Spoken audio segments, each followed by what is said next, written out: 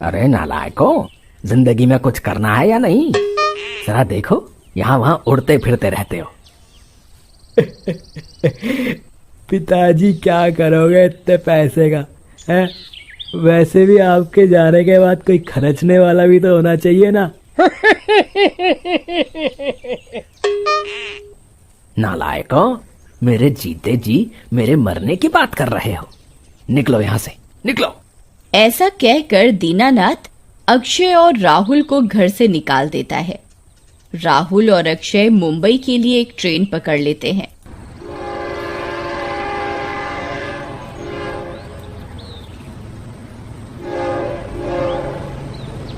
अरे यार, ये अपना बाप है या पाप?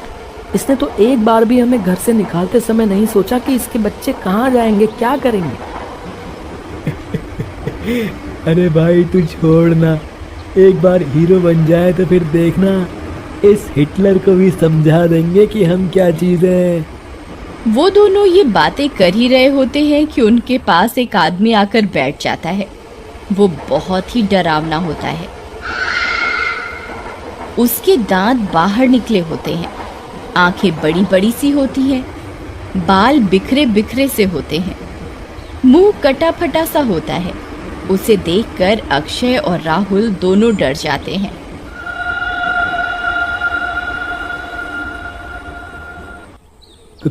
कौन हो तुम और यहाँ क्यों बैठ गए? मेरा नाम अमिताभ है। नाम तो अमिताभ है तुम्हारा, लेकिन तुम वीराना फिल्म के भूत लग रहे हो। अरे भाई, मैं भूत ही हूँ, मतलब भूतों की एक्टिंग करता हूँ फिल्मों में। क्या सही में भाई? यार हमें भी कुछ काम दिलाओ फिल्मों में, हम भी तो एक्टर बनने जा रहे हैं मुंबई। वैसे भी हम दोनों हीरो से कम थोड़ी लगते हैं। हाँ हाँ, क्यों नहीं। अच्छा, ये मेरा कार्ड है, इस जगह एक सप्ताह बाद मिलना। तब तक मैं तुम्हारे लिए कुछ ना कुछ जुगाड़ बना दूंगा।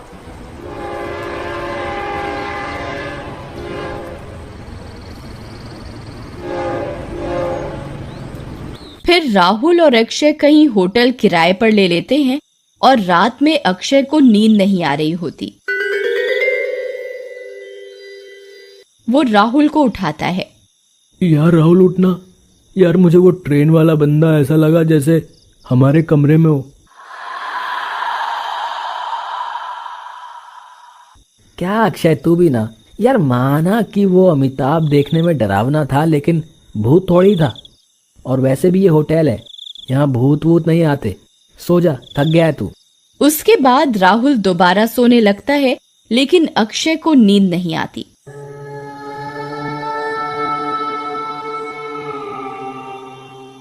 वो उसी ट्रेन वाले आदमी के बारे में सोचता रहता है।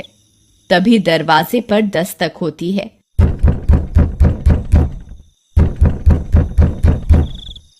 अक्षय बाहर निकलकर देखता है, उसे वही ट्रेन वाला आदमी होटल की लॉबी में दिखता है।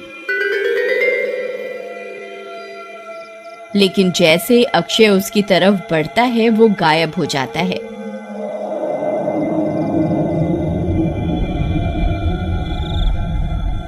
इस बार अक्षय बहुत डर जाता है। हो ना हो ये वही ट्रेन वाला अमिताभ ही है, कुछ ना कुछ चक्कर तो जरूर है। फिर सुबह वो राहुल को सारी बात बताता है। अक्षय यार, अगर तुम्हें कुछ गलत लग रहा है तो कल चलकर देखते हैं उसके पते पर कि क्या पंगा है। उसने कार्ड तो दिया ही था। अगले दिन सुबह अक्षय और राहुल उठकर अमिताभ के दिए हुए पते पर जाने के लिए निकलते हैं।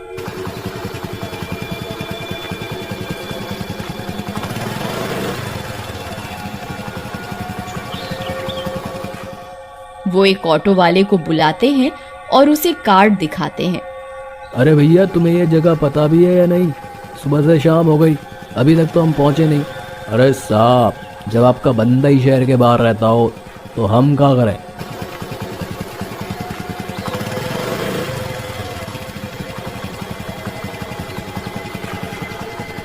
लीजिए, आ गए आपकी जगह।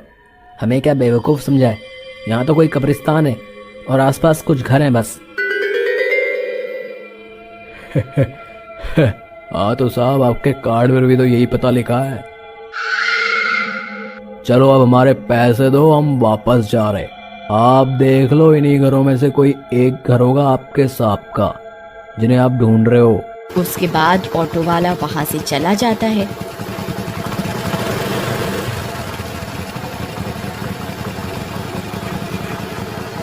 यार लगता है तू रात वाली बात सच ही बोल रहा था। ये तो कब्रिस्तान के पास की जगह है और आसपास भी कोई नहीं है।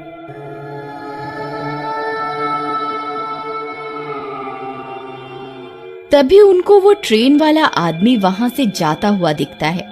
अक्षय उसे आवाज लगाकर रोकता है। तुम दोनों आ गए? मैंने तो तुम्हें एक हफ्ते बाद आने को बोला था ना। जी बोला तो था आपने, लेकिन कोई काम नहीं था हमारे पास, सोचा कि आपसे ही मिल लें। चलो कोई बात नहीं, डरो मत, अब आ ही गए हो तो चलो मेरे घर में रह लो। उसके बाद राहुल और अक्षय अमिताभ के घर के अंदर चले जाते। अमिताभ उन्हें कमरे में जाने के लिए बोलता है और कहता है कि वे दोनों खाने के समय उससे मिले। देखा, मैं ना कहता था कि ये कोई भूत वूत का चक्कर नहीं है।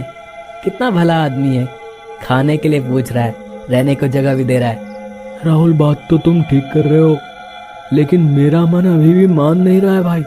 कुछ ना कुछ गड़बड़ तो है। चलो खाना खा के देखेंगे। सभी खाने की टेबल पर मिलते हैं।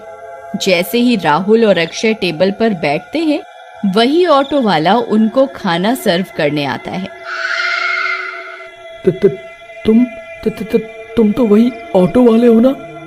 लेकिन ऑटो वाला कोई जवाब नहीं देता और वहां से चला जाता है।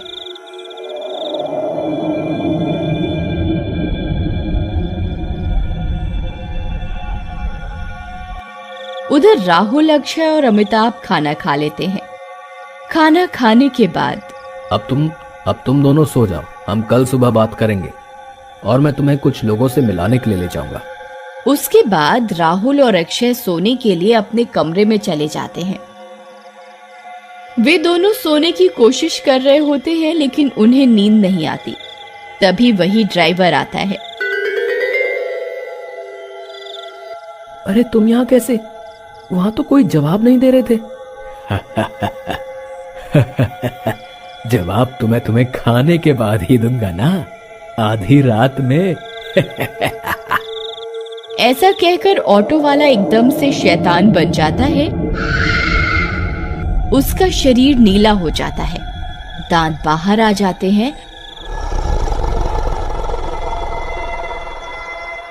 और वो बड़ा और बहुत भयानक सा दिखने लगता है।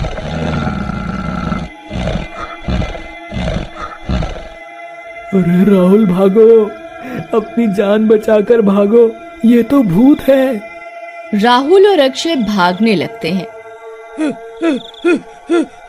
अरे मर गया रे। उनके पीछे पीछे ऑटो वाला शैतान भी भागने लगता है।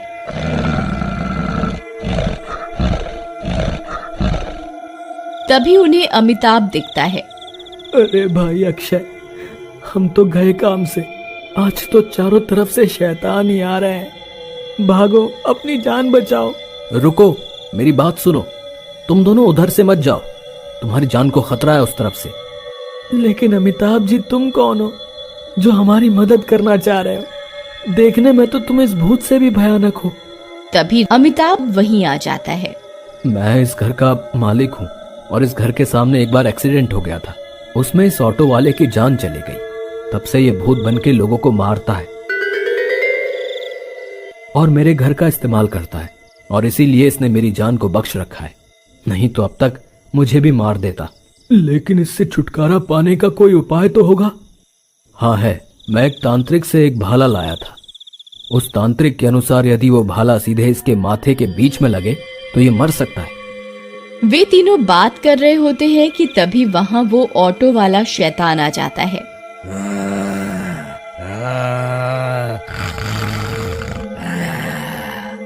तो तुम तीनों यहाँ इकट्ठे हो?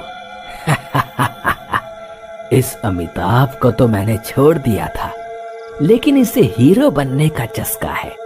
ये भी मरेगा आज तुम दोनों के साथ। ऐसा कहकर शैतान राहुल और अक्षय को उठाकर फेंक देता है। तभी राहुल और अक्षय गिर जाते हैं।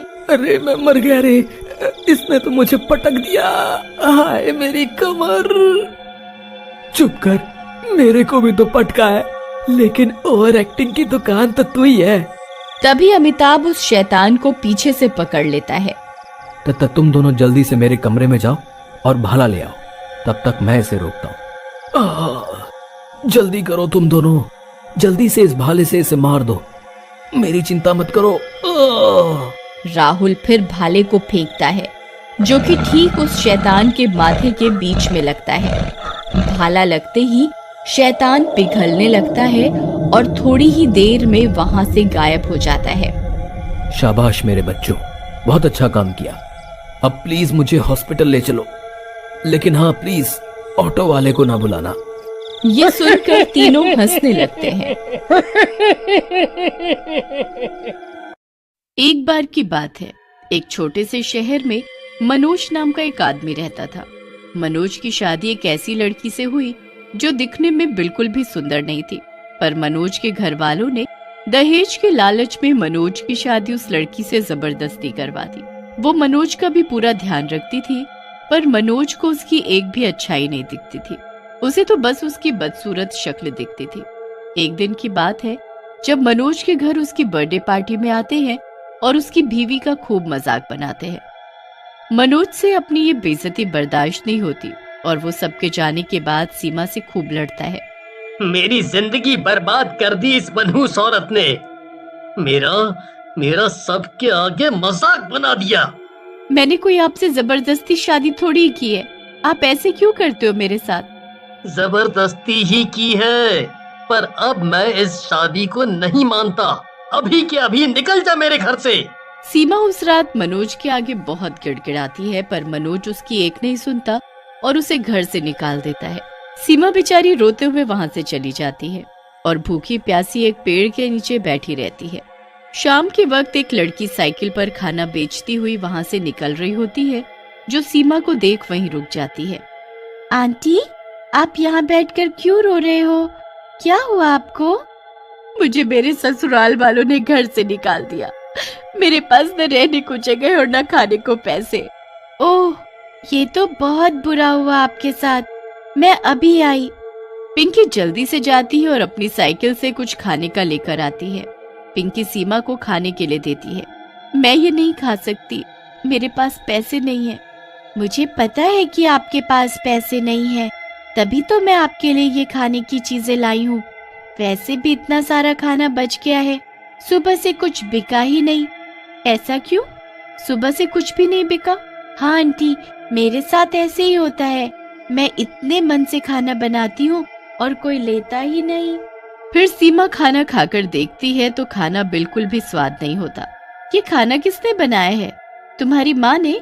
मेरे माँ बाप इस दुनिया में नहीं है। मेरी एक छोटी बहन शीना और छोटा भाई राहुल है। उनका पेट भरने और उनको पढ़ाने के लिए मुझे ये काम करना पड़ता है। तुम बहुत अच्छी हो जो तुमने मुझे खाना दिया। भगवान तुम्हारा भला करे, पर एक बात बताऊं? बोलो ना आंटी, कि खाना बिल्कुल अच्छा नहीं बना, तभी शायद तुम्हारा कोई खाना नहीं खरीदता। मुझे पता है आंटी, पर मैं करूँ भी तो क्या करूँ? अगर तुम चाहो तो मैं कल से खाना बनाकर बेचना शुरू कर देती हूँ, फिर तुम भी अपने भाई बहनों की तरह पढ़ पाओगी। क्या? सच में? क्या मैं भी स्कूल जा सकूंगी? आप चलोगी मेरे घर? हाँ, क्यों नहीं। घर और परिवार की जरूरत तो मुझे भी है और तुमको भी। हम एक दूसरे का सहारा बनेंगे। सीमा फिर पिंकी के घर आ जाती है। पिंकी अपने भाई बहन को सीमा के बारे में सब बताती है। शीना और राहुल को भी सीमा के लिए बहुत दुख होता है। अब अगले दिन से सीमा जल्दी उठकर खाना बनाना शुरू कर देती है। सब तैयार करके साइकिल पर रख देती है। उसके बाद वो बच्चों को नाश्ता देकर और उनको स्कूल भेजकर अपना साइकिल ढाबा लेकर निकल पड़ती है। आओ आओ, घर का बना स्वादिष्ट खाना खाओ। एक बार खाओगे तो खाते ही रह जाओगे। सीमा अपने साइकिल ढाबे को एक कॉलेज के बाहर लगा देती है। देखते ही देखते वहाँ कुछ लड़के लड़कियाँ खाना खाने आते हैं। जब वो सीमा के हाथ का खाना खाकर बड़ी ही तारीफ करते हैं। वाह, इतना स्वाद खाना! मैं तो कैंटीन का खाना खा खा कर दुखी हो गया था। आज खाया है घर जैसा स्वादिष्ट खाना, मजा ही आ गया। वाह! अब तुम सबको रोज ऐसा खाना मिलेगा। बस सीमा फिर रोज सुबह अपना साइकिल ढाबा लेकर निकल पड़ती और शाम तक सारा खाना बेचकर घर लौट आती। वो तीनों बच्चों का भी ध्यान रखती, उनको खूब प्यार करती और खूब पढ़ाती लिखाती। उन सबकी जिंदगी बड़ी ही अच्छी चल रही थी। बच्चों को जैसे माँ और सीमा को जैसे खुद के बच्चे मिल गए हो। उनकी मजे की जिंदगी चल ही रही थी कि बस जाने उनकी खुशियों को किसकी नजर लग गई कि एक दिन सीमा का एक्सीडेंट हो गया और वो वहीं सड़क पर मर गई। मरने के बाद उसकी लाश वहीं सड़क पर पड़ी रही। बच्चे शाम तक उसका इंतजार करते रहे कि कब उनकी आंटी घर आएगी, पर ऐसा नहीं हुआ। बच्चे बेचारे रोने लगे कि उनकी प्यारी आंटी कहाँ चली गई और वो तीनों अपनी प्यारी आंटी को ढूंढने निकल पड़े। वो अंधेरी सड़क पर आवाज देते हुए चले ही जा रहे थे कि अचानक उनको उनकी साइकिल खड़ी दिखती है। आंटी, आंटी, राहुल आपके लिए बहुत रो रहा है, प्लीज बताओ आप कहाँ छुपे हो। राहुल बहुत रोता है और तभी उनके सामने एक धुआं उठता दिखता है। फिर उनको उस धुएं से अपनी सीमा आंटी आते हुए दिखती है। अब मैं कभी भी नहीं जाऊंगी बच्चों, तुम चिंता मत करो मेरे बच्चों, चिंता मत करो। तीनों बच्चे फिर सीमा के साथ घर वापस। रात को जब सब बच्चे सो जाते हैं तो सीमा उठकर बैठती है और एक भयानक शक्ल की चुड़ैल में बदल जाती है। मैं तुम सबको कैसे बताऊं कि अब मैं इस दुनिया में नहीं रही, मैं मर चुकी हूँ और एक चुड़ैल बन चुकी हूँ। चुड़ैल उठकर वहाँ से चली जाती है। वो रात भर खाना बनाने में लगी रहती है। जैसे ही सुबह होने वाली होती है वो बच्चों को रोज की तरह उठाती है और उन्हें स्कूल भेजती है। उसके बाद वो अपना साइकिल ढाबा लेकर निकल पड़ती है। सबसे पहले वो रोज की तरह अपना साइकिल ढाबा लेकर कॉलेज के बाहर खड़ी हो जाती है। सभी बच्चे उसे देखते ही भीड़ लगा देते हैं। उसके बाद वो जगह जगह जाकर आवाज देती है और लोगों को अपने हाथ का खाना खिलाती है। सभी जगह वो साइकिल ढाबे वाली के नाम से मशहूर होती है, पर असलियत में तो वो एक गरीब चुड़ैल साइकिल ढाबे वाली होती है। वो रोज रात को बच्चों के सोने के बाद अपनी चुड़ैल के रूप में आ जाया करती थी और सुबह होते ही वो पहले की तरह इंसान बन जाती। ऐसे ही करते करते दिन निकल जाते हैं, पर किसी को इस बारे में पता नहीं लगता। फिर एक रात राहुल को बड़ी ही प्यास लगती है। वो पिंकी और शीना को बहुत उठाता है, पर दोनों में से कोई नहीं उठता। आंटी, सीमा आंटी, प्लीज मुझे पानी दे दो। राहुल देखता है कि उसकी सीमा आंटी कमरे में है ही नहीं। अरे, आंटी कहाँ चली गई?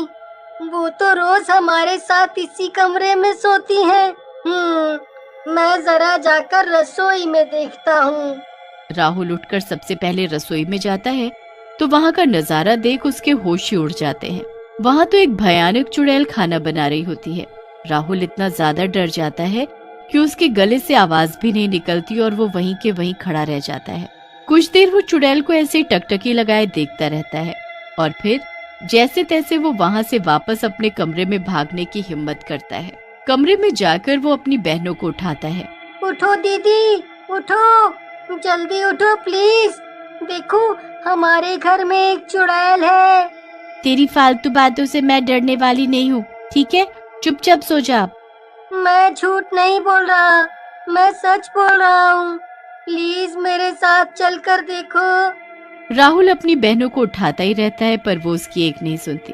फिर अचानक से राहुल के कंधे पर एक हाथ आता है। राहुल एकदम डर कर पीछे मुड़कर देखता है तो वो उसकी सीमा आंटी होती है। क्या हो गया? क्यों डरे हुए हो? चलो चुपचाप सो जाओ। आंटी, आप कहाँ थी? मैं आपको ढूंढने रसोई में गया तो वहाँ एक चुड़ैल थी जो खाना बना रही थी। ये सब तुम्हारा वहम है, तुम नींद में होगे और उससे पहले तुमने जरूर कोई बुरा सपना देखा होगा। राहुल को अपनी आंखों पर पूरा यकीन होता है। वो उस रात सो तो जाता है, पर अगले दिन वो ये बात सीमा और शीना को बताता है। दोनों ही राहुल की बात पर यकीन ही नहीं करती और हंसने लगती है। राहुल को यकीन होता है जो उसने देखा था वो सच ही था। अब वो अगली रात होने का इंतजार करने लगता है। वो रात को बस सोने का नाटक कर रहा होता है। जब सीमा को लगता है कि सब बच्चे सो गए हैं तो वो चुपके से उठती है और एक चुड़ैल का रूप ले लेती है। उसके बाद वो किचन में जाकर खाना बनाने लगती है। राहुल भी उसके पीछे पीछे चुपके से जाता है और रसोई के बाहर जाकर खड़ा हो जाता है। मुझे पहले ही यकीन था कि मैंने कोई सपना नहीं देखा, ये कोई वहम नहीं था। सच में हमारे घर में कोई चुड़ैल हमारी आंटी के भेष में हमारे घर में रह रही है। मुझे जल्दी ही सबको ये बात बतानी होगी और इस चुड़ैल को खत्म करना होगा। राहुल जल्दी से वहां से भागने लगता है कि उसके पैर के पास रखा मटका लुढ़क जाता है और चुड़ैल आवाज सुनकर पलट कर देखती है। तुम यहाँ क्या कर रहे हो? चुड़ैल राहुल का हाथ पकड़कर तुरंत उसे रोक लेती है। अगर तुमने ऐसा किया तो तुम्हारी सीमा आंटी हमेशा के लिए तुमसे दूर हो जाएंगी। क्या तुम ऐसा चाहते हो? नहीं नहीं, मैं ऐसा नहीं चाहता। उनको हमसे दूर मत करना, प्लीज।